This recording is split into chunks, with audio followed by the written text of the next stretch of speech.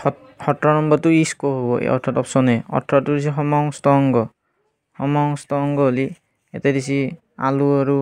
ঘাঁহৰ শিপা সেইটোতো আকে নহ'ব তাৰপিছত দিছে এইটো তোমাৰ আমাৰ বাহু কুকুৰৰ আগঠেং সেইটোৱে হ'ব আমাৰ বাহু আৰু কুকুৰৰ কি হ'ব আগঠেং তাৰতো দিছে বিৱৰ্তনৰ দিশৰ লগত তলত দিয়া কোনটো সাধাৰণভাৱে জড়িত এইটো এজন চিনা স্কুলীয়া ছাত্ৰ হ'ব এটা কিতাপতে আছে বাৰু তাৰপিছত দিছে মানুহৰ বৃক্কৰ কোনটো অংশটো ৰেচন বৃক্কটো ৰেচনত থাকে আমাৰ জিনীয় সাঁচৰ পৰা আমি আভাস পাওঁ জিনীয় সাঁচ আমাৰ তাৰমানে জেনেটিকটো ক'ৰ পৰা আমাৰ সেইটো জানো সকলোৱে আমাৰ যে একদম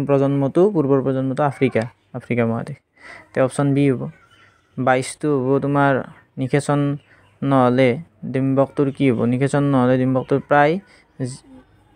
একদিন জীৱিত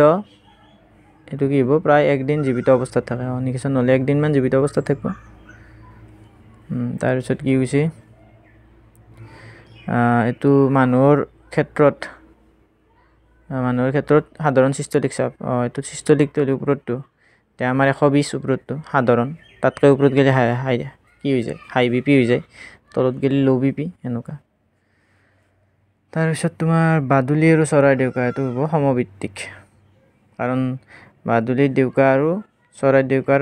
আৰ্হিটো বেলেগ কিন্তু কামটো একে উৰা কামতে ব্যৱহাৰ কৰে তাত 25টো দিছে তলৰ কোন প্ৰজাতিৰ জীৱৰ দেহৰ গঠন বিৱৰ্তনৰ দিশে উচ্চ স্তৰ এইটো বেক্টেৰিয়া হ'ব কাৰণ বেক্টেৰিয়া যিকোনো অৱস্থাতে বাচি থাকিব পাৰে বিৱৰ্তনৰ ক্ষেত্ৰত বোলে ই নাতিশীতোষ্ণ অঞ্চলতো বাচি থাকিব কেতিয়াবা বহুত ডাঙৰ পৰিৱৰ্তন হ'লেও পৃথিৱীত বাচি থাকিব কিন্তু চিম্পাঞ্জী সিমান এটা ৰেঞ্জত যাব নোৱাৰে আৰু তাৰপিছত জবা সৰিয়হ এইগিলা ফুল হৈছে উভয়লিংগী দুয়োটা লিংগ থাকে বাকী অমিতা তৰমুজ এইগিলা একলিংগী 27টো এইটো Fe2O3 হৈছে আৰু Al হৈছে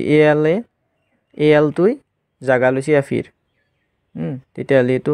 কি বিক্ৰিয়া হ'ব অপহৰণ বা প্ৰতিস্থাপন ডিছপ্লেচমেণ্ট ৰিয়েকশ্যন বুলি কয় অপশ্যন এ হ'ব তলৰ কোনটো যৌগক ছ'ডা এচিড এইটো হ'লে ছ'ডিয়াম হাইড্ৰজেন কাৰ্বনেট হ'ব অপশ্যন ডি হ'ব তাত কৈছে ৰাসায়নিক বিক্ৰিয়া নঘটে মমবাতি জ্বলাওঁতে তাৰপিছত মমবাতি গলাওঁতে খাদ্যৰ হজম শ্বসনত হ'বই ৰাসায়নিক বিক্ৰিয়া খাদ্যৰ হজম হ'ব লাগিলে ৰাসায়নিক বিক্ৰিয়া হ'ব মমবাতি জ্বলাওঁতেতো জুইতে জ্বলা মানে কি অক্সিজেন লাগিল ৰাসায়নিক বিক্ৰিয়া হ'ব এই মমবাতি গলাওঁতে নহয় এইটো হ'ব 29টো বি হ'ব তাৰমানে 30টো এইটো প্ৰশম মানে নিউট্ৰেল হ'লে 7 7তকৈ কম হ'লে এচিড 7তকৈ বেছি হ'লে ক্ষাৰ এনেকুৱা বস্তুটো তো যেতিয়া লঘু ছালফাৰিক এচিড এটা গোটা Xৰ লগত মিহলোৱা হয় এটা গেছ Y গেছটোৱে লৱণৰ গঠনৰ লগত উৎপন্ন হয় এনে ক্ষেত্ৰত XY বিবেচনা তলত চালে গম পোৱা যাব X দিছে হাইড্ৰক্লৰিক এইটো দিছে হাইড্ৰক্লৰিক কিংকে হ'ব যিহেতু এইটোৰ কথাটো তোমাৰ ছালফাৰিক এচিড দিছে তেতিয়াহ'লে এইটো হ'ব ছ'ডিয়াম হাইড্ৰক্সাইড হ'ব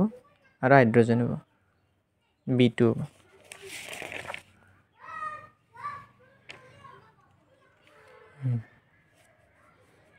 এনেকুৱা তাৰমানে Na+H2SO4 তেতিয়াহ'লে এইটো কি হ'ব Na2SO4ত যাব +H2 এইটো অলপমান ডাউট আছে এইটো ভুলেই আছে বস্তুটো সেইটো লিখি থৈ দিলে হ'ব আৰু বাকী কেইটাতো মিলে নাই আকৌ B2 হ'ব 32টো বেকিং ছ'ডাৰ পৰা ছ'ডিয়াম কাৰ্বনেট কেনেকৈ পাব পাৰি এইটো গৰম কৰি দিলে ছ'ডিয়াম কাৰ্বনেট পাই যাম হিটিং হৈ গ'লে তাৰপিছত 4Fe+3O2 এতিয়া এইটো সমতুল কৰিব লাগে আগে জানিব লাগিব কি বা গঠন হয় এইটো জানিব নালাগে আমি এইটো কি হ'ব এনে কি হয় এইটো Fe2O3 হয় এতিয়া সমান কৰিব নালাগিল দুটা ছাইড ইয়াতে 2 আছে ইয়াতে 4 আছে তেতিয়াহ'লে ইয়াতে 2 দিলেই হ'ল 2 2 গুণ 4 হ'ব 2 3 গুণ 6 ইয়াতে 3 আছে তেতিয়াহ'লে কোনটো হ'ব D2 হ'ব